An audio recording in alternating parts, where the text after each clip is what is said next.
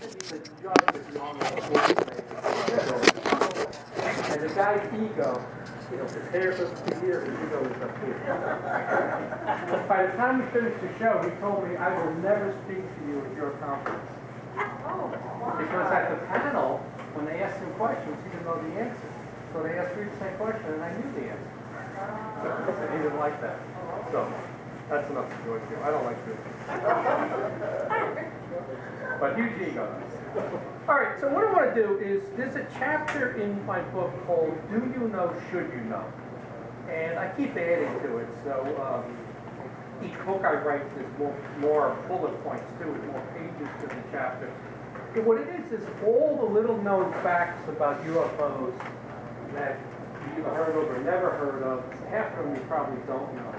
And as I come across stuff reading it, or all the stuff I've learned over the years, I add it to this chapter. And they're just bullet points, 1 or 2 sentences, and I put them in chronological order. So if you were to read this chapter, I think you know everything you need to know about UFOs. And it's all, like I said, the little known stuff. So I'm going to cover some of that. Obviously, it's not enough time to get through the whole thing, because I want to take some questions at the end. But go ahead. I don't know. We're trying to find one, yeah. Okay. That's why we went. Yeah. We don't. We have one. I don't know how to work it. I went to the fireman. We're finding out now. So. All right. I'll try to talk loud. I'm from New York, so I can get loud. Remember Donald Trump? I'm the UFO Donald Trump. And belligerent. All right. So I'm just going to start off in this in date order, pretty much chronological. When people say, and it's amazing, you almost go back to the days of Galileo, there's no life out there. A lot of people say that. But you think about astrobiology, the study of space, life in space. It's a science where you study nothing, because the scientists tell you there's no life in space. They've never, technically, they say they've never found any. But they say, but the physicists will tell you, mathematically and probability-wise, there has to be life in space. And the reason is, like our Milky Way galaxy, there's 250 billion galaxies out there like the Milky Way. Each galaxy has 200 billion stars. So when you multiply that, that's a 5 with 23 zeros. 2.7% of the planets have an Earth-like, of the stars has an Earth-like planet, like us. So that becomes, whatever that number is, with 21 zeros. So you think about it, there's, I think it's, 21 zeros, that's how many Earths there are out there. There has to be life. Just in the Milky Way galaxy alone, our galaxy, NASA recently came out last year and said there's 8.8 billion just in the Milky Way. 8.8 billion. So there's 7 billion people on the planet. You can all have your own Earth somewhere. You know how they say your name, you can put your name on the star? When you put your name on a planet that's just like that Earth, there has to be life. Absolutely has to be life. But it's kind of set up that so far it's so hard to get there. We don't understand how they get there. That's the whole issue with UFOs. When you try to convince a scientist, they ask, well, how did they get there? I don't know how they get here, but they do. What's the difference? How they got here? We already know they're here from all the cases that we get. So that's the first thing I like to tell people is there's more Earth-like planets in the universe than dollars in our debt, which is at 18 trillion right now. And that's the truth. There's more planets like Earth than the $18 trillion we have in debt in the universe. And then they talk about multiple universes too, a multiverse. So there's so much we don't understand. Sumerian is the oldest language on Earth. Hindu is the oldest religion. They both go back 8,000 years. In the Hindu Mahabharata, which goes back 6,000 years, they talk about flying craft, Brahmanas. If you watch Giorgio, you probably heard them talk about Brahmana. It's a flying craft, and when you read a couple of these pages in some of these ancient texts, they absolutely talk about a nuclear exchange that took place in India. And when you read the descriptions, there's nothing else that they're describing when a nuclear exchange took place. You know, they talk about, you know, people's nails falling out, their hair falling out, the food becoming contaminated, the destruction more at the center and less and less and less as it's going out. People and elephants and horses jumping into lakes as they were burning from the radiation and stuff. It is absolutely nuclear change. So how does that take place when you're talking about 6,000 BC? Something happened on this planet. There were other intelligences here, other species, ETs that were here. They had to have been. And this was in Mohenjo-Daro, which was India, which is now Pakistan. So when they went and excavated that area, the bones they found, it was almost like in Italy, what's that place that got covered with? Pompeii. It was almost like Pompeii. When they excavated it, the bones were 50 times more radioactive than they should have been. And then the stone and everything was vitrified, which means it turned to glass. That only happens if there's high heat. A lightning strike could turn something, vitrify and turn it to glass. So something happened there which points to a nuclear exchange. And it's really interesting reading. We don't see that here because that's Eastern philosophy. We don't really study the country. We're like ourselves. We're concerned about ourselves. But there's a lot of other information out there. In Abydos, Egypt, there's a carving, like a plaque, in this temple. It goes back to 2600 BC, so 4,600 years. The plaque shows 5 craft on it. A sub, a helicopter, 3 planes. This is 4,600 years old. There's no doubt what you're looking at, especially the helicopter. It is absolutely a helicopter, and the airplanes and the submarines that are on the plaque. 4,600 years old.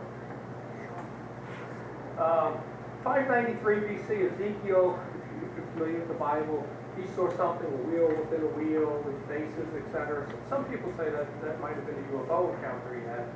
Alexander the Great, in 329 BC, his charge into India was halted by UFOs. And he describes how they got to whichever river was there. These UFOs came down, swooped down at the troops. The horses, the elephants, his men got petrified, and they didn't go any further into India, and they turned around at that point. And remember, India was where the Brahmana and flying craft was. So that's documented. Constantine in 312 AD saw a cross in the sky, and that's when Catholicism became the official religion of Europe, really, Rome and all of Europe.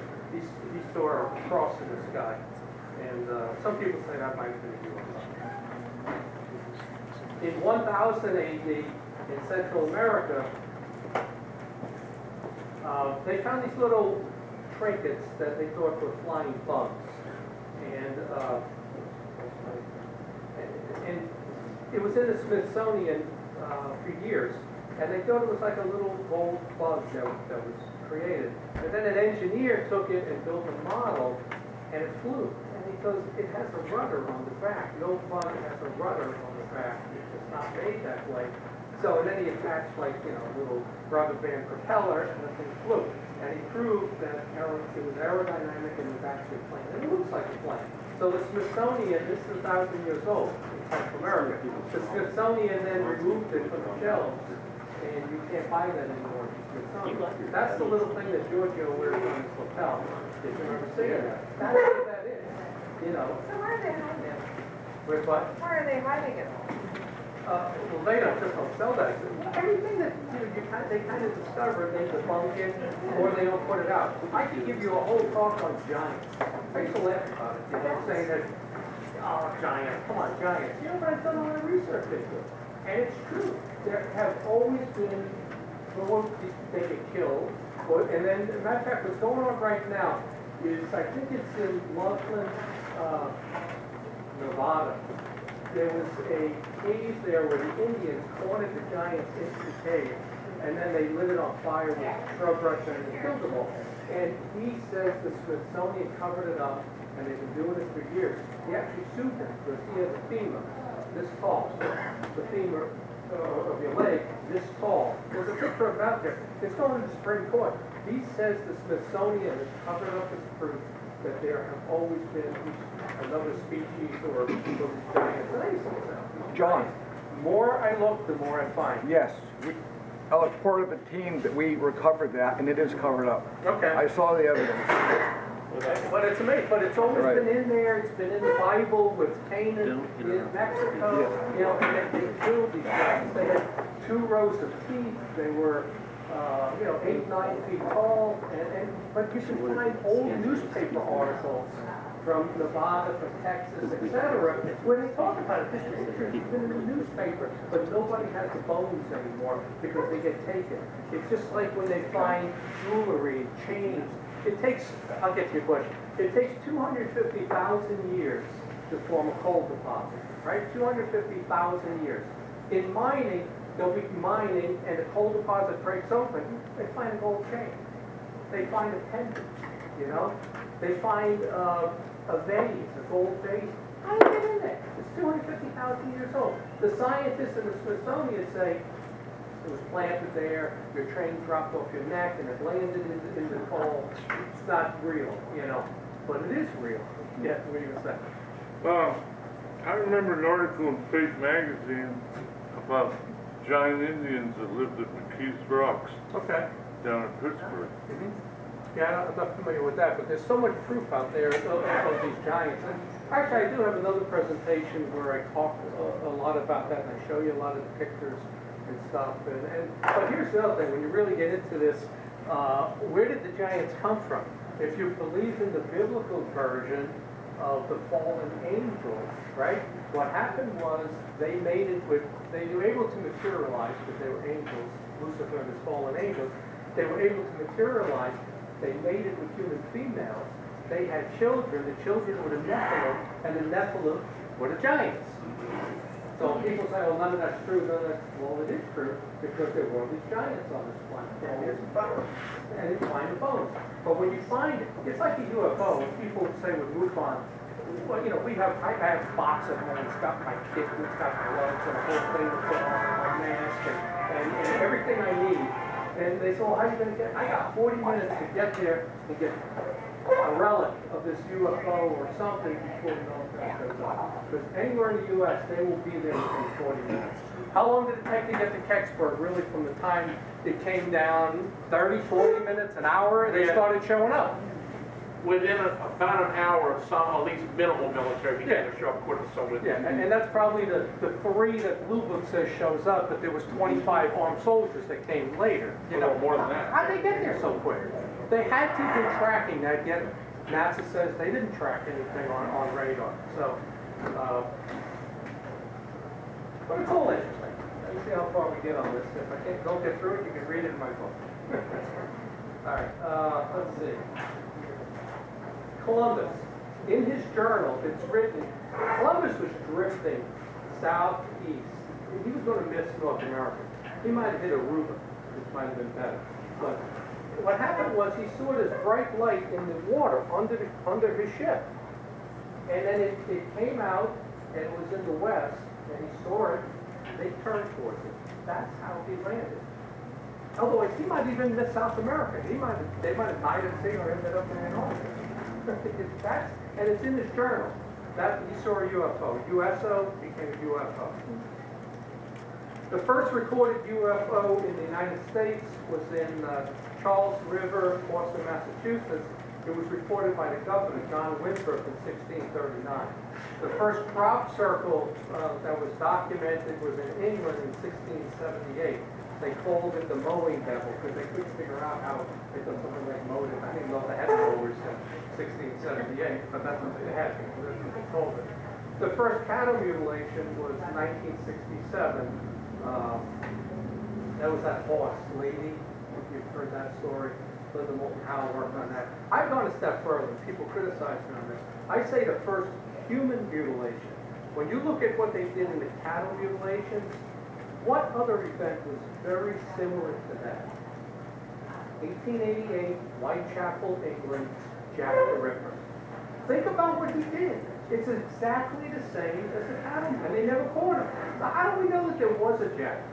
I say it's in my book. I say it's the first human mutilation. It wasn't the blood loss and the difference? There was no, well, that, yeah, you got, that's, the blood would be the difference, that there was blood in the human one, but not there, but they were taking it. But, you know, there's a lot of stuff out there like that that you can't explain. They're gonna torture guys.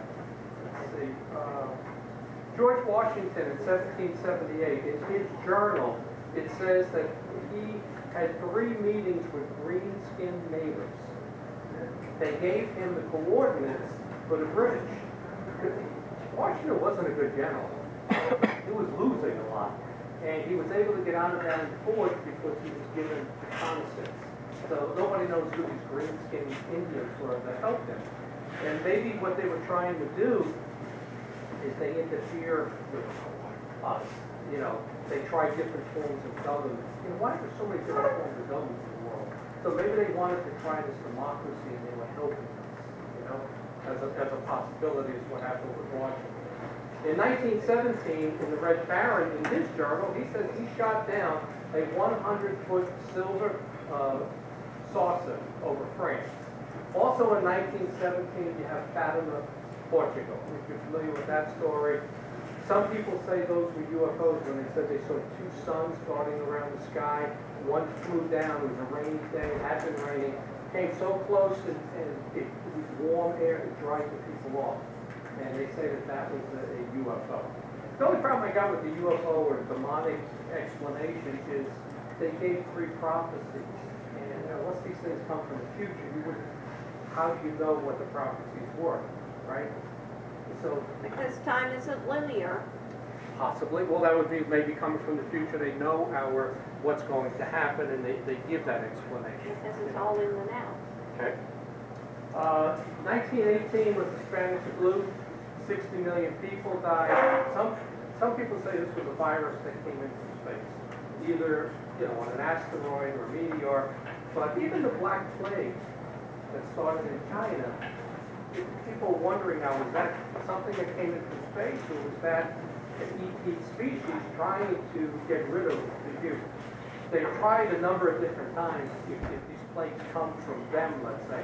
And then there's other people who say that we have the DNA of 2 species in us, right? If we were genetically upgraded, the ancient alien theory. So they're targeting the humans, but we also got this non-human DNA kit.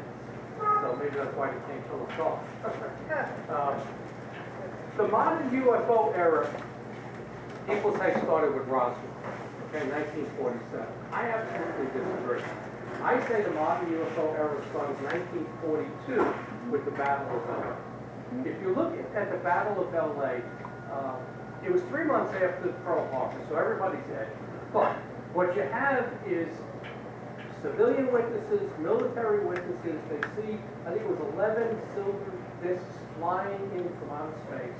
It's picked up on radar. You have eyewitnesses. It's over LA. I think it was about 2 or 3 in the morning. They black out the city, put the air raid sirens on. You know, there might be 500,000 or 1 million people in LA at that time. You wake everybody up, right? They fire 1,433 rounds of anti-aircraft ammo at this craft, right? There's a really good picture out there, and you see all the explosions. There's 8 or 9 spotlights on it. Fact or Fake on the Sci-Fi Channel looked at it and said that this is a solid craft. You know, they examined it, and they were shooting at something. It's the first time that we fired on a UFO, first time we denied it was a UFO, and the first time we used the weather balloon excuse. So when you talk about 47 with Roswell, they said it was a weather balloon. They said the Battle of LA was a weather balloon. That morning they launched 3 weather balloons. They would have been up the coast, they would have been up by Sacramento or something by then. They would not still have been Los Angeles. So you think about the significance of that, and then General Marshall issued a memo, and the memo's out there, that he sent to the president saying that they did it and something went down off the coast of California and it was not of this earth. And he says we need to start a group to investigate these unexplained phenomena. It was called the Interplanetary Unit, ITU. And then in other documents you find references to the ITU, the Interplanetary Unit. And that all came from the Battle of LA. So I say the Battle of LA was the significant start of the modern UFO era. And since we're talking about that same time period, I know I'm getting rid of my notes, I read something else that was really interesting. If you have all the ancient alien stuff, right? Up until Jesus shows up, right? Then from that point on to 1800, there's only 60 well-documented UFO cases. Which I think would make sense if there's a species here that's visiting us. About 1850 it starts to pick up. You may have 100 over the next 200 years or whatever it is, 150 years. But with World War II, all of a sudden you have this change in reporting where now you're getting thousands of UFO reports a year, and you have the emergence of the grays. Okay? Has any of you read Nick Redfern's book that talks about the Collins Elite? I never knew about this. I saw one of my shows on UFOs in Pittsburgh. We talked about, as a matter of fact, the most recent one we put out, it's like episode 16 or 15. We talked about the Collins Elite.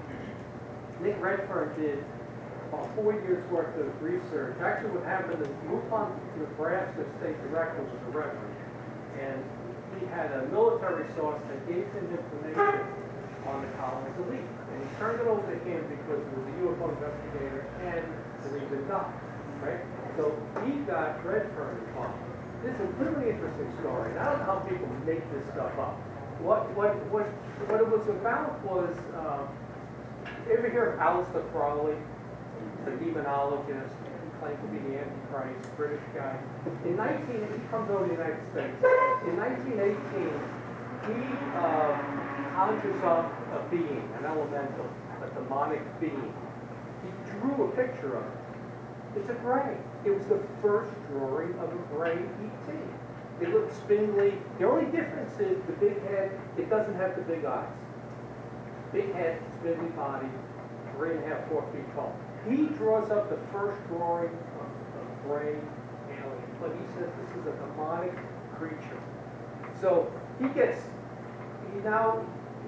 3 students. You've probably heard of 2 of them. L. Ron Hubbard, Scientology, right? Ray Bradbury, sci-fi writer, and Jack Parsons. Parsons was a big executive with an aerospace company with a rocket technology. So these are not dummies. They're students of Aleister Crowley studying demonology, right?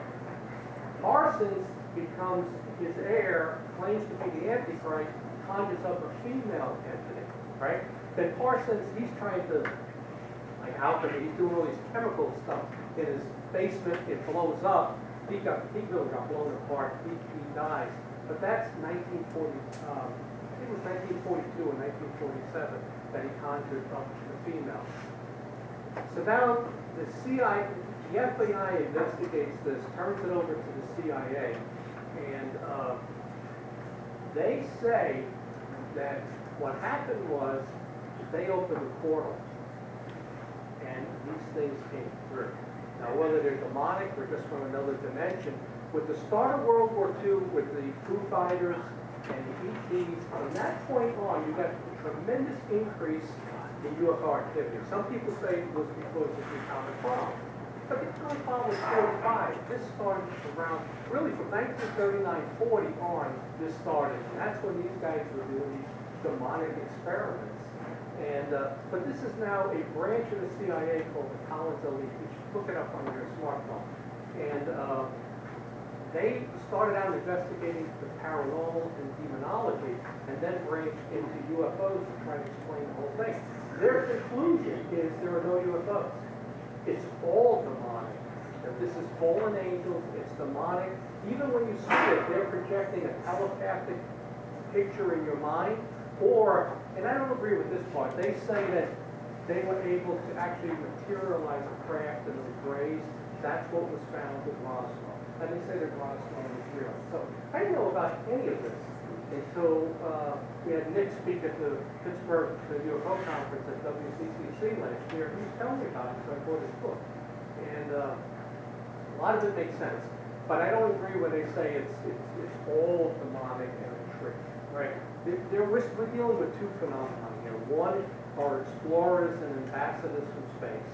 The other is this demonic entity that's trying to prevent the return of Jesus. And I'm convinced of that. And you look at like the 1973 UFO wave, a lot of it was in this state, right? It came up Pascagoula, you probably heard of that, the Mississippi. Every one of those, up the Mississippi River, you know, kind of branched out across Pennsylvania, ended up in New Hampshire. It was about a 5 or 6 week mission. There were UFOs, they were taking soil samples, animal samples, random people to get skin samples. They got in, they got out, they were wearing space suits. Those were UFOs, they absolutely were. There were a bunch of cases in Pennsylvania with that. October 17th of 73 had the most UFO craft and abductions on record on that day.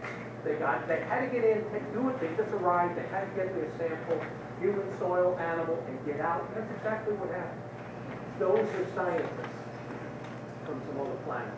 This other thing that takes place that the Collins Elite looks into, and that's why I say there's two different things we're looking at. Ambassadors and scientists don't show up in your bedroom at 4 in the morning in the corner of the shadows, and when you wake up and see them, they freeze you, and then they, you know, they rape, and you know, and they do all these things to you, and then they come back and take the fetus. All of those, say, those women that have lost babies in the first term, that was them coming back thinking them because they were half hybrid. That's not an ambassador from space.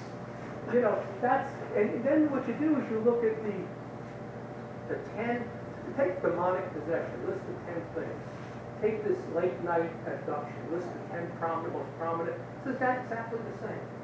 And then you get into what you were asking me, a number of cases where the person, this has been going on, the person says, leave in the name of Jesus, I'm covered in the blood of Jesus, get out. It leaves. Well, why would an ET leave? Why would he leave? It shouldn't scare him off, right? It only scares him off if it's a demonic influence. And you're dealing with two different things here. And I can go into a lot more with that. And I believe we're dealing with, one's an interdimensional phenomenon, which you can call it, you know, I got into a big argument with Mark D'Antonio, which I always do, because he sticks to science and you know, he can't deviate from what he can prove. But most of this hasn't and can't be proven because we don't have the science to prove it. But what he calls it a multiverse, an interdimensional. Now that would, you know, is that ghosts? Is that the paranormal activity? Does Bigfoot come through there too? These ETs, you're dealing with that. And then you're dealing with the spaceship from space that comes here, takes 4 or 5 light years to get here, and travel at half the speed of light, and it takes 10 years to get here, 10 years to get back. Two different things we're dealing with.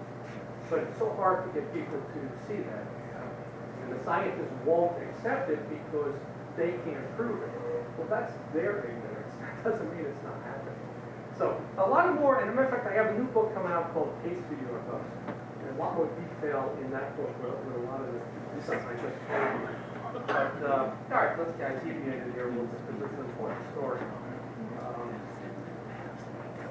Foo Fighters, which emerged with World War II, those orbs out there, started, Lieutenant Roman Savinsky was the first one recorded March 25th, 1942.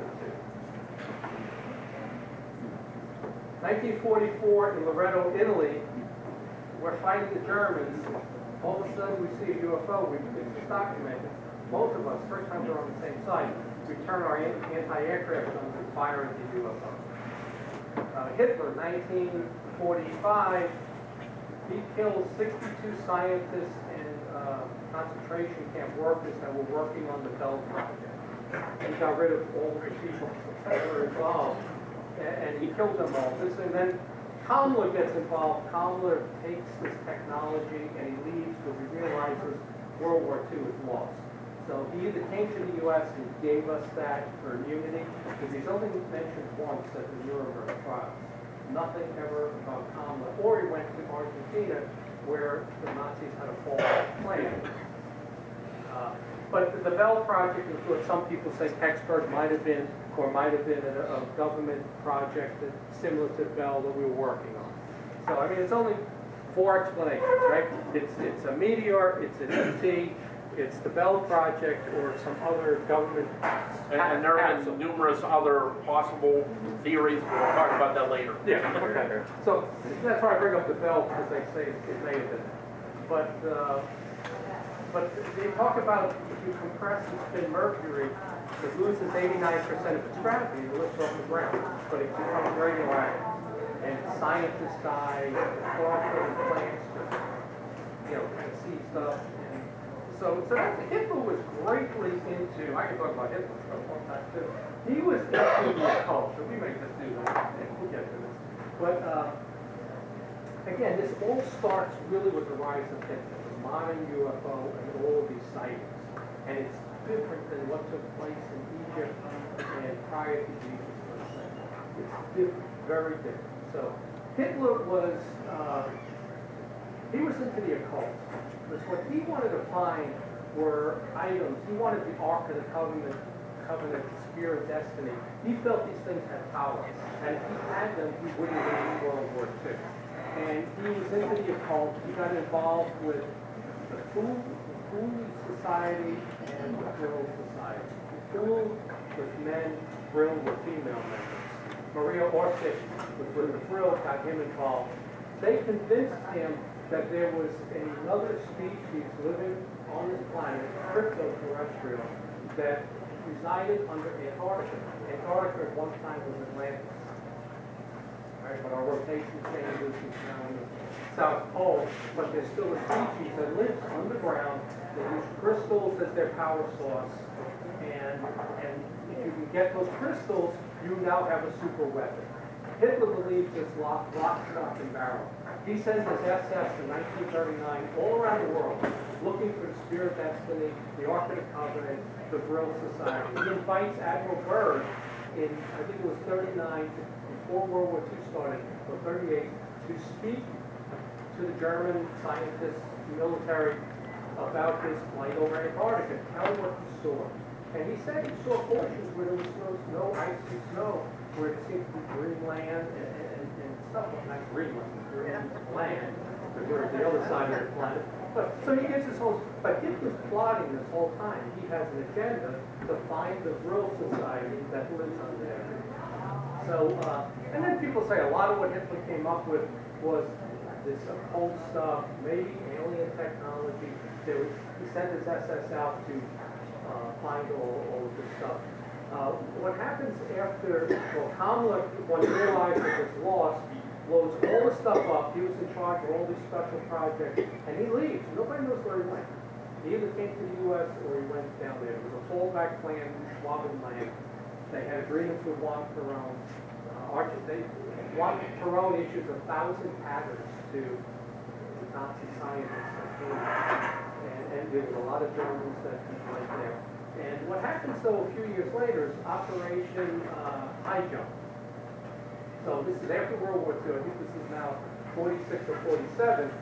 We sent Admiral Byrd, 13 ships, an aircraft carrier, 4,700 troops to Antarctica to see if we could build a base there. It's a 6-month mission. It lasts less than 2 months. We lose planes. There are casualties. They claim that in this confrontation that took place, Admiral Byrd was captured, and they showed him what they had. Byrd, on the way out, so 6, 7, 8 weeks into this, we turn our fleet around, or we leave. And he stops in Chile and does an interview with the El Mercurio newspaper, with Lee Van Hatta, and he says they have the ability to fly pole to pole, and the next war will be that, with these UFOs that can fly pole to pole at incredible speeds. So we retreat and we leave. So, I mean, there's a whole story there to this Nazi UFO thing. How much of it is real? We know that they did have a base down there. There were these huge ice caverns under the sheets of ice where the water kind of, and they actually, while World War II was going on, they're down there with a small group carving this out, building a base under Antarctica, and their belief was in Lake Vostok. They actually picked up heat and radiation and stuff. Something is under Lake Vostok that has a power source. So maybe UFOs don't come from space. maybe it's another species on this planet. That's why half the UFOs come out of the water. Right? Russia did a study on that. Carl Fine, who's the MUFON water UFO guy, USO. He says the same thing. Half the cases come out of water. Columbus was under the water. You know. So maybe they're not from space, but they've always been here. What's left of the Atlanteans, I don't know. But they don't want anything to do with us, so they kind of stay separate. And if you think about trade routes and the boats, the Carnival Cruise Line, you go a certain route, right? 90% of the ocean, especially wherever flight ML370 went to, nobody knows where it is because we don't go there. So there could very easily be something under the water. Same thing with airplane routes. If you go, down in the Indian Ocean, down by Antarctica, there are no flights, there are no boats down there. They could easily be under the water. And they've said we've only discovered 30% of the species on this planet. That's a fact. All right? I'm not making that up. So 70% of the species we haven't found. In the rainforest, under the ocean, we haven't found it yet. And, when you ever take a plane flight, you see all of this forest and stuff. I can just imagine what the Amazon looks like and some of these other places. So we've only identified 30% of the species on this planet. We're always finding something different. Different type of deer, they found that in Vietnam, different species that we didn't know about. Now, church believes in UFOs. I imagine we have our own scientists with our own telescopes and stuff like that. They're kind of. Well, it's interesting that, and I'm Catholic, the Catholic Church is kind of changing their position now. And they're coming out kind of saying that there's black space. There were three fathers, 1957, Father Connolly, 2001, Father Balducci, 2008, Father Bunay. All three of them, and the last two are involved with the Vatican Shrine. They came out and said that there's life in space, they are our brothers, and they have most likely fallen from grace. And if you think that God in all his eminence could not or did not create life elsewhere, then you're thinking like they did back in the Dark Ages. Why would he create this gigantic universe and only put life in one place? So they kind of moving in that direction, that maybe they know something. They also have two telescopes. So think about this. Why does the Vatican have its own telescope in Rome? Huge. And then they have one in Arizona, Tucson, and it was rented from NASA. And the name of it is the Lucifer Project. Lucifer stands for something. Light, whatever it stands for. But that's the name. I swear to God. That's the name. They changed the name to Lucy. But it was Lucifer originally. The Vatican in Rome and then in Tucson is looking for something. I guarantee you they're not searching for God because they already believe in God. What are they looking for? They're looking for when the ETs show up. And I think that third prophecy of Fatima, think about this. The guy, Cardinal Ratzinger, who was involved with the third prophecy, you know who he became? Pope Benedict. Oh, Benedict, right? He made a quote in 1986 that said that when you read the prophecy, and you know that millions will die in minutes, that the oceans will rise, maybe an asteroid strike, whatever it might be, you can't tell this is what he said, you can't tell the people just to satisfy their curiosity when there's nothing you can do about it. That's a policy statement. Do you think the government's going to tell you if a mile-sized asteroid is going to hit in the middle of the Atlantic? They're not going to, right? They're going to make their preparations. And I can give you a good example. Over the last few years, Yellowstone, the supervolcano, was starting to swell up. It's an absolute fact. Yellowstone is 1,000 times stronger than Mount St. Helens. So what did the government do? They didn't tell you a word about it, but they went out and bought 5 years, Homeland Security, bought 5 years worth of hollow point bombs. Whatever they normally buy in 1 year, they bought 5 years worth. The IRS was even buying bombs, okay? And you don't buy hollow point for target practice, it's too expensive, right? They bought caskets and they divided the country up into internment camps, ready to put all people. They absolutely believe Yellowstone is going to blow. And if Yellowstone blows, those states around it are covered in 8 feet of ash. Everyone said in the Midwest, the bread belt's gone. When that shoots into the upper stratosphere, the acid rain falls. It's the most volatile place on earth right now. Yeah, Yellowstone. North Korea, China, and Russia have a plan to hit Yellowstone with nuclear weapons. We watch the water on the Mission Challenge. You also right now, that's why you have the old faithful. Yeah, that's what causes the water to shoot up It's the into most the magma. volatile, right? Yeah, so, 30,000 years, it's gonna happen again. well, here's the thing. I found out about Yellowstone probably around the year 2000, when it wasn't very well known. And what the word was back then was Yellowstone blows every 600,000 years. Every 600,000 years, and it's been 640,000 years. So when word got out about it, just like asteroids, they changed the calculations. Now they tell you Yellowstone blows every 700,000 years. So you got nothing to worry about for 60,000 years. That's not the truth. It blows every 600,000 years, and it's been 640. It swelled up so much that it actually moved lakes. There were a bunch of guys, I think they were Harvard grads, they go every 5 years, they went to fish, the dock was there, the lake was over there, the trees were in the water. So they did the, they got the machines and they did the, whatever you call it, that those guys do, survey, they did this, resurveyed it, the ground swelled up 6 feet. You read recently the road there, Blacktop melted because it was heating up. I'm convinced the government was 100%, they knew, they felt Yellowstone was going to blow. That's why they bought bullets, that's why they bought caution, that's why they didn't do all the things they've been doing, but not telling us. And it goes right back to what Cardinal Ratzinger said, former Pope, that when there's nothing you can do about it, they're not going to tell you. It's continuity of government, and we're going to survive. That's why all the underground bases were being built also. The dumps, the deep underground military bases. Because we've got to save 100,000 people to start up again and keep government going. It won't save any of you. So if you know, if there's a good cave somewhere, that's where you need to be. And then you've got to fend it off because everybody else is going to that cave. If they know about it. But that's really the only place to go. And I'm almost out of time, so I'll let you take questions. This section, I keep updating it because I keep learning. And, I keep saying to myself, I got into this field accidentally.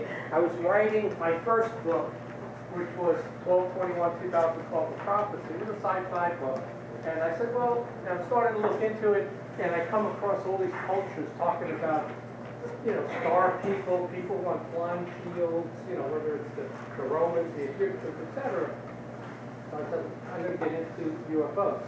I figured I'd be investigating this for 2 to 3 years, write another book, and I've been doing it for 18 years now, and every single year that I say, okay, I'm done with this, I find out something else, like the Collins Elite, didn't know anything about it. I got one guy on the MUFON board who said to me, it's real. The others said they didn't know anything about it, but I had never heard of it before in Collins Elite. And it's really interesting. And like, my talks now, I always like to put that in that there is this religious, demonic side of this that's separate from the ETs. When they back off in the name of Jesus, you're not telling me that this is an ambassador or a scientist. No way. We're dealing with something that's interdimensional, maybe heaven and hell are dimensions, maybe these creatures that are seen, Bigfoot, other things, they pass through a dimension. They might see us right now for 2 seconds, and they'll say, woo, and then they're gone. The other thing I learned, I asked my son, college graduate, I paid for it, what's gravity? And he laughed at me. I said, what's gravity? I said, it's not centrifugal force. Because the planet spins. What is it? There's gravity in space. There's nothing around for 1,000,000 miles. There's gravity. What is gravity? You really couldn't tell me. Okay, college graduate. I asked my daughter the same thing. Yeah, so the start of that was two games. Didn't care. You know what I read recently? That's why I say you always learn stuff. What gravity is there's 11 dimensions. The 3-dimensional now time, that's 4. There's 7 other dimensions. Here's 7 pieces of paper. That's how close they are to us. 7 different dimensions right around us. What gravity is it holds the dimensions together. That's what gravity is. The bigger the mass, the bigger the planet, the more gravity. That explains why there's gravity in outer space. Because these dimensions are all there. And there's something else in that dimension. It has nothing to do with UFOs. I think it has to do with religion. I think it has to do with heaven and hell and these creatures and the grays. And I'm convinced that 3-4 foot gray with the big eyes that Alistair probably drew, is that little eyes, I think those are demonic creatures that come. And when they do these abductions in the hybrid program that Dr. David Jacobs talks about, it's what happened with the giants. The giants. Where'd he go? Anybody see him? He got abducted. No, he got abducted. Oh, there he is. No, we found him. Okay. I'll put MUFON case in on that. But when you know, that's what they did. That's what the Nephilim was. The last time you had a hybrid program, and Dr. David Jacobs will agree with this, he says it's going on. They're among us. They're infiltrating government, right? And infiltrating positions because they're going to take the planet over. They talked about them always being here and each one of you having a job that you're going to like. But they always talked about them being here from now on. He says it's this infiltration thing. And I said the last time there were a hybrid program, we were talking about the Nephilim. This is the story from the very beginning. But, you know, did you follow this when I tell them this? And they say, well, let me get this right. You believe in Jesus, you believe in UFOs, you believe in Revelation. That strikes me nuts. But I think I'm the same guy around. I think I got this figured out. We're dealing with two different phenomena. So, I can probably take another question. We got 3 minutes. Any questions? What do you think about the moon being hollow? The moon. Well, why did they shove that rocket into the moon and then not show us? Did you hear about that? Yeah. Well, they said That's interesting. they shot that rocket to see if there was ice in the craters and all of that. What I was hoping for was when that rocket broke, something shot it down. Or it failed like Mars. Every time you send a probe, it fails. But one of the Apollo missions, they put seismographic equipment on the planet. When they took off and that piece broke, was released and the capsule went, when it fell back to the moon and hit it, it reverberated like a bell. That there's a large portion of the moon that's hollow. So did you hear anybody talk about it? People, they don't really talk about it, but it was picked up on the equipment. So we know that the moon, if the surface, maybe the surface is 50 feet to 100 feet thick, I don't know what it could be hollow. They said the same thing about Phobos, the moon that's around, is it Mars? It spins in the opposite direction of the planet. And it circles faster than the planet spins. That can't be. How does it move around the planet faster than the planet spins, and it spins in the opposite direction? So years ago they said that Phobos was it could be an asteroid, but it was navigated there, just like the moon. The moon hasn't always been there. John. The moon is billions of years older than your Earth. And I got into this fight with Mark D'Antonio too, when he says that this was a small planet in our solar system that collided with Earth. We absorbed it, which explains the density of our planet, and part of it broke off, which is a quarter of the size of the Earth. The only moon in this solar system that's a quarter of the size of the planet, and the exact right distance that it's the same size as the sun. You get eclipses when you look at it, not the same size but distance, and it created our seasons. I said, let me get this right. The asteroid belt out there past Mars, I think it is, right, is there because of all these collisions. But you're telling me a planet half the size of Earth collided with us, a quarter of that planet popped out, and we didn't get destroyed. What are you, nuts? He said, yeah, that's something. We got to do it. Yeah, right. These are the lies. These are the lies that scientists make up, and they can't explain stuff. I'll show you two asteroids, two planets collide. They will be completely destroyed. Completely destroyed. It's not like Mars sucking in a comet because Mars was 5,000 times larger than a comet. Something this big with that big hitting is going to destroy it. Well, John, what about the cover-up at NASA? The last Apollo mission, folks. If you remember watching the last Apollo mission, the cameras were stationary all of a sudden at one position for 20 minutes. The astronaut said, he said, there it is. On live TV, I was a kid then, I remember it, and that camera never moved. What were they doing? And the argument, I think MUFON investigated it, what they were investigating. I'll tell you later, my job in the military... I got till noon, right? What? I got till noon, not 11:30, right? Didn't you say? Yeah, Yes. then, yeah. Oh, okay. I thought it Yeah, was but what's done. interesting, I'll be talking more.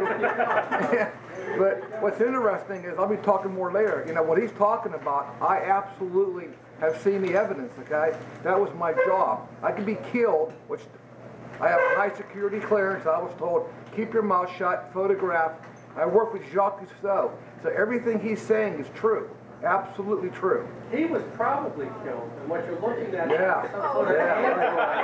I was killed, yeah. He's half Yeah, human, half yeah. android. I think one of them. I'm one of them. He is. Get the stones, we're gonna stone you like you're in Iraq. But what's interesting, the MUFON and Ventre did, yeah, it's about there. You got your pressure on right now. Yeah. What's interesting is the Apollo mission, the question always was, what's there? What did they see? You know? And I was privy, and I saw the footage, all right? I saw the footage. I was privy to see it. It scared me, all right? It scared me, okay? That's why I'm glad MUFON's here, because at last, okay, they have the proof. They have all the evidence. What I did was, the stuff I tell you that you've never heard of, these crazy theories about the Titanic didn't hit an iceberg, it was a USO coming out of the water that clipped it, Jack the Ripper, all of that. That's in my book, Alternative History of Mankind. I rewrote history because they were here, and they affected everything. 90% of people are going to disagree with what I put it there, but I explained everything in that book, and it's probably the most creative thing you've ever come across. All right, where we come across here? Well, I talk about the moon, that, you know, we faked Apollo 11 and 12. That was done in the studio, just like that movie had said about the Mars, you know, that, I can't remember the name of that movie. Capricorn 1. We did that in the studio, that's why the flag waves and there's no dust on the landing gear. Apollo 13 was the first actual mission, and it failed. Think about it, the problems they had, and they had to come back, and luckily got back. That was the first attempt, and it didn't work. 14 is the first one that got there, and those astronauts are really the first two that stepped on the moon. And one is the second, Shepard was first, the second was, Stan, what's the guy's name out in Roswell? Edgar Mitchell. Oh, Edgar Mitchell. Edgar Mitchell was the first one, the second person to step on the moon on Apollo 14. Where do you think Edgar Mitchell was born? Roswell. He's not he's a hybrid, he's not a complete human. But then I can't explain how on Apollo 13 they said they saw the UFO. It's there. There's a bogey watching us. I kind of like that story too. Like the astronaut said on the other line. I got told on that one. They said, well, if you said this, then that's not true. I said, well, you're right. That's why the blood things are a theory. But my book is about alternative theories. I don't know for sure, but I'll give you an alternative history theory for everything in history, why they were in the middle of it, and they did this to us.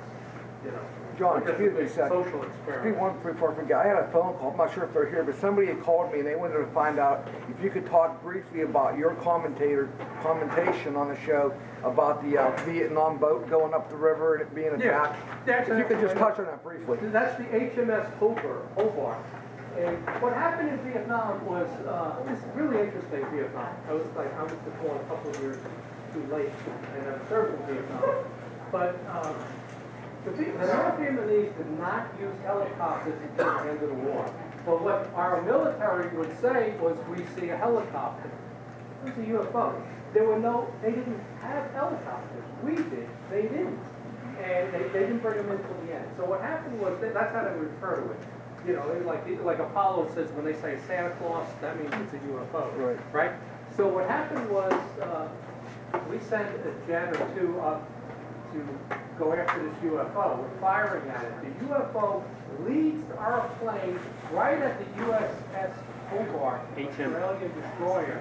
When we fire at it, it takes off. We hit the Hobart. True, absolutely true. We hit the Australian. That was the HMS, wasn't it? HMS Hobart, right? Yeah. HMAS. HMAS. Australian, it's not Yeah. So we hit the Hobart. And that's exactly what happened in Vietnam. The General Brown was the one who said that all happened. He ended up actually going on the Joint Chiefs of Staff 20 years later. But that happened all the time. Cooper was it? Cooper talked about when he was in Vietnam, how whole villages would disappear. You know, I put a thing out there about Malaysian Flight 370. It disappeared. I said, well, Flight 19 disappeared. Villages have disappeared. People disappeared. When you tell me this plane turned left and left, first of all, you told me it was going east, then it turned west, then it turned south. I think that's BS, is what it is. So I threw this theory out there, and it's in my book. It may not be correct, but I wanted people to think there is another explanation. You know, that could be what happened. Nah, not at this point. You can get the next person. I'm almost done at this point. But these things happen that disappear. If you saw the movie Predator with Arnold Schwarzenegger, remember that? With the Predator that kind of buzz in and out, you couldn't see him, you saw that shadow. That's a true story. That was one of the stories, and I got it in my book, that came out of Vietnam. These Green Berets, I thought, or Delta Force, whatever it was, they were in Vietnam, they come through this clearing, they come upon a craft taking bodies like logs of wood, putting them in containers, sealing them, and taking them into the craft. Dead soldiers, dead Vietnamese. And they were the Predator type that could go in and out, and there was a big firefight there, and we backed off because they were armed. That's where the Predator movie story. Where do you get that information? I know it's true. I read it, and it's in my book. No, it really is. That was out of Vietnam. That was one of the stories out of Vietnam. That's where the news came from. They came upon them. They were containerizing the bodies and taking them. I mean, you had the Gallipoli Turkey, World War I, right?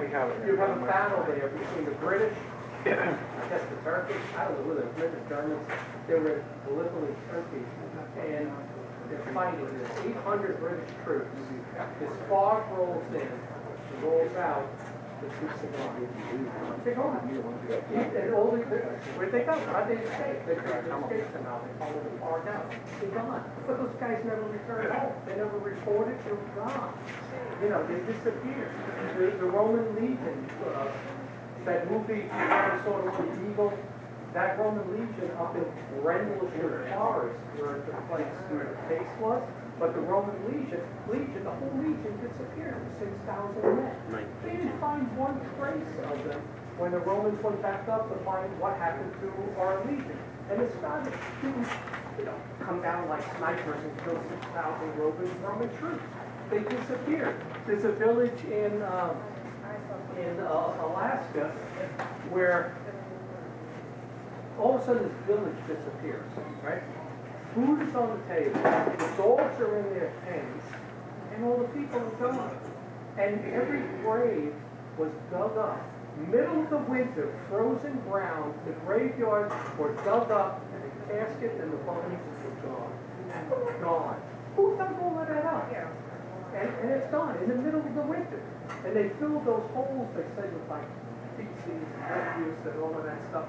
Even if it was a demonic group that did that, you tell me they came in, didn't leave any trace of a battle, and took like a whole group, I don't know, hundreds of people. They took them and they all went willingly. I don't think so. So that stuff happens, and it's documented. Cooper was one of the better ones. I tell you what, if you ever go online on YouTube, there's stuff on there with what's Cooper's first name? Gordon? No, not the astronaut. No, That Kim? Huh? Kim Cooper, is that the one? No, that guy Cooper, that was, he talked about the government conspiracy. Was that Kim Cooper? Behold a pale horse. Yeah, Kim, was that Kim? No, it's not Tim. She said William. William William C. Cooper, yeah, Cooper. William Cooper, Yeah. correct. You got it. Read Behold the Pale Horse. It talks exactly about what the government does, the false flag projects, the whole UFO. UFO is only a small part of what he says he saw in the military. He talks about Vietnam and taking people and William Cooper was killed. What they did with Cooper is they set him up. Cooper was in, I think, Arizona, he had this like ranch or something, it was up on a hill, so he could see anybody coming. So what they did was he would complain about the teenagers drinking and causing trouble, and he would carry his gun. So they set him up with the sheriff and stuff. They got some kids or whatever to go there, probably was their kids. Caused a commotion. Cooper came out, then the sheriff, they confronted him, he was armed, and he was, Charlton Heston, you ain't taking my gun and went to pull it from my dead cold hand. They killed him. And he was the guy that had all this government information that was coming out about, the government, how corrupt everything is, and whoever's running it, it's not us. But he was absolutely set up, and that's how they took him out. All right, any other questions? Yes, what about, it was mentioned briefly for a while, and it was on Earth Files, and it was on Coast to Coast, about the underground pyramid in Alaska. Yeah, I know a little bit about it. I know there's also in Rock Lake, Wisconsin. Under the water in Wisconsin is a pyramid. How do you get there? Now I'll tell you something else about pyramids. Things I keep learning. That's why I keep updating that chapter in the book. I'll get you next. The oldest, think about this, the 3 pyramids in Egypt, right? Giza, they're perfect. They're perfectly aligned to north, south, east, west. I think the actual dimensions are only off by an inch. Everything perfectly cut, perfectly built. And people say, we didn't build that. Not like our president. It's there, but we didn't build it. It is, think about this. All of the pyramids built after the oldest 3 are imperfect, crumbling, falling apart. How are the first 3 perfect? All right, we built an Edsel before, whatever it's called. You're telling me my Jaguar is not better than the Edsel? Come on, you get better, you don't get worse. How did the pyramids never get better than the first 3 that were built? Because we didn't build this. And there's in Baalbek, there's 1,200-ton stones quarried 50 miles away, somehow brought there up a mountain to be used. And same thing in Bolivia. We can't lift these stones with our cranes nowadays, but yet you're going to tell me they somehow put it on a boat and floated it 1,200 tons and then rolled it on logs with oxen and men. Right. And the amount of time it was taking in the building of the pyramids. They calculated the number of stones, and if they were built in 40 years, they counted the stones and said, well, you would have to have taken a stone, placed it like every 3 seconds. Not going to happen with human labor. It would have taken 400 years or 1,000 years to build the pyramid. So there's things you can't explain in this land. I don't really know about the one in Alaska, but they're found everywhere. Where is the most pyramids in the world? What part of the world? Central America. 1,000 pyramids in Central America. There's only 150 in Egypt. And we supposedly didn't talk to each other, right? We were primitive and we couldn't get off our continent. And then you got pyramids all over. You got the same flood story. You got all of this stuff that says that we did make contact back then. All right, another question? You had a question. In all of this, you mentioned Germany. I never hear anything more about the gremlins that were supposed to appear in the cockpits, the pilots' cockpits in Germany during World War I. Did that have any connection with any of this? Are you sure Gremlins or the Foo Fighters, the Orcs? No, the gremlins. I don't know about Gremlins. Gremlins actually preaches Gremlins in the Yeah, cockpit? John, yeah. I never heard that. I read the archives on it. Okay, I There never were heard that. stories that troops saw them, and they actually were on the battlefield. I gotta add that one too. Yeah. Bullet point 271. John, what it is, anytime there'd be something go wrong on a flight mission, Yeah. bomber crews would blame it on gremlins. Yeah. Okay. That was the thing. It's Right. like, we're having a problem with the altimeter. It's some gremlins again. Okay, Yeah. well, maybe it's a code name for something else. They Yeah. weren't actually Gremlins, but that's the name, like they would say, you see a Santa Claus, Yeah. you see a bogey. It was a name they used for some creature that shouldn't have been there. Yes, I'm glad you clarified about the 2 different scenarios. Because I do a lot of work towards talk to people, and elders evil. It does not have to be evil. And, oh yes, it does. And I relate it to like little kids. Why? Because. Just because. It doesn't have to be. Thank you for that. Well, I didn't realize that until this past year. And one of the things I realized too in this whole UFO field, when you bring that up, that there's also this interdimensional, Jesus is real, these fallen angels are real, that's this late night parade, they don't want to hear that at all. They wanted all the scientists, because they can only explain what they can repeat, they want this to be from outer space. no interdimensional, they can't explain that. It has to be something that they can categorize and explain, and they will not agree on anything that they're going to So say. why? Just because. Yeah. I have something I'm dying to share with people. No matter what I do, it's like pulling teeth, getting this honest to goodness photograph for people to see. I have sent copies to different investigators. I was out at the UFO Museum over awestruck. Whatever I have to do to show this picture, pass it around with it. I'll give you the story. It has been a battle. I mean, you have to have it analyzed and everything, see what it is. I've said it everywhere to analyze. No, I'll give you the story. Yeah, they need to open. It's been a battle getting this picture out. Okay. You need, what happens is cameras, is that a fairly modern camera? Yeah, the kid's with it. Yeah, all of the cameras have data that's in it, and what happens when we do a case, we ask you for the original camera, and we'll take the camera, there's a program that reads everything on your camera, so you tell us when that is, it'll say the date, the time, the longitude, everything that camera can pick up. And that'll tell us a lot and help us to be able to analyze the picture. But really with pictures, I say you gotta give it to a video analyst because some are clouds, some are something else, some are UFOs, some are birds, some are bugs, yeah, no. But you gotta have somebody actually look at those. I want to tell everybody before they look at the picture. That's out by Everett, PA. 12 years ago, Everett. I want to give this message across. That's where it happened. He did not see the UFO when he took the picture. He seen one like an upside down rainbow, something with a muck. It prompted him to get out of the car and take the picture. He got a picture of a real UFO materializing. There it is.